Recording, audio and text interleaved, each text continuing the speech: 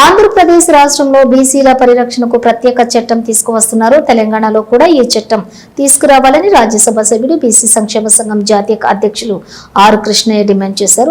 జాతీయ బీసీ సంక్షేమ సంఘం జాతీయ ఉపాధ్యక్షులు గుజ్జా సత్యం అధ్యక్షతన బషీర్బాగ్ ప్రెస్ క్లబ్ లోని జరిగిన సమావేశంలో ఆర్ కృష్ణయ్య పాల్గొన్నారు. ఈ చట్టం ఏర్పాటుకు సాహసోపేతమైన నిర్ణయం తీసుకున్నామని ముఖ్యమంత్రి చంద్రబాబుకు కృష్ణయ్య కృతజ్ఞతలు తెలిపారు. అలాగే కేంద్ర ప్రభుత్వం కూడా దేశవ్యాప్తంగా ఈ చట్టం అమలు చేసేందుకు ఆలోచన చేయాలని కోరారు.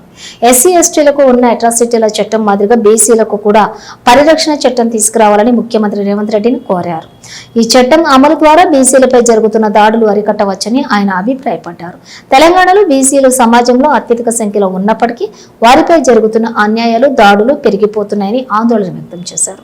ఈ చట్టం అమలు ద్వారా బీసీలకు రక్షణ కల్పించడమే కాకుండా సమాజంలో కుల వివక్షలకు తగ్గించవచ్చునని తెలిపారు. అలాగే ఎంపీటీసీ జెడ్పీటీసీ ఎన్నికలను 42% బీసీ రిజర్వేషన్లను పెంచిన తర్వాతనే ఎన్నికలకు వెళ్లాలని, మొండిగా ఏకపక్షంగా ఎన్నికలకు వెళితే బీసీల ఆగ్రహానికి గురికాక తప్పదని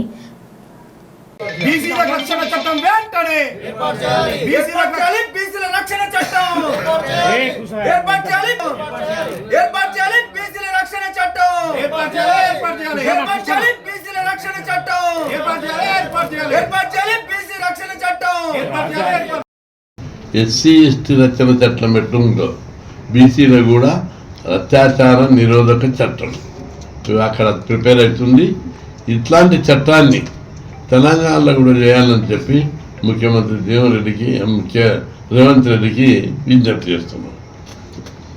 ఎందుకంటే రక్షణ చట్టం చేయాలని మేము చాలా రోజులుగా డిమాండ్ చేస్తున్నాం. రక్షణ చట్టం చేయాలని ప్రజల్లో చాలా బలమైన డిమాండ్ ఉంది. ఇది ప్రజలకు ఉపయోగపడేది. గ్రామీణ ప్రాంతాల లోపల అగ్రకులాలను బీసీల మీద కొందరిని పురికొల్పి ఎస్సీ ఎస్టీ యాక్ట్ పెట్టి సతాయిస్తున్నారు.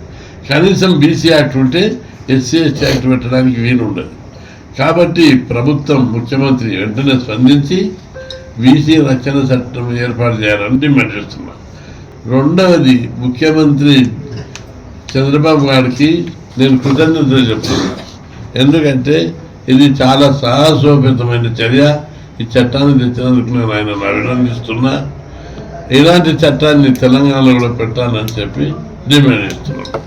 అదేవిధంగా ఇలాంటి చట్టాన్ని దేశవ్యాప్తంగా కూడా పెట్టడానికి కేంద్ర ప్రభుత్వం మీద ఒత్తిడి పెంచాలని చంద్రబాబుకు విజ్ఞప్తి చేస్తున్నాం.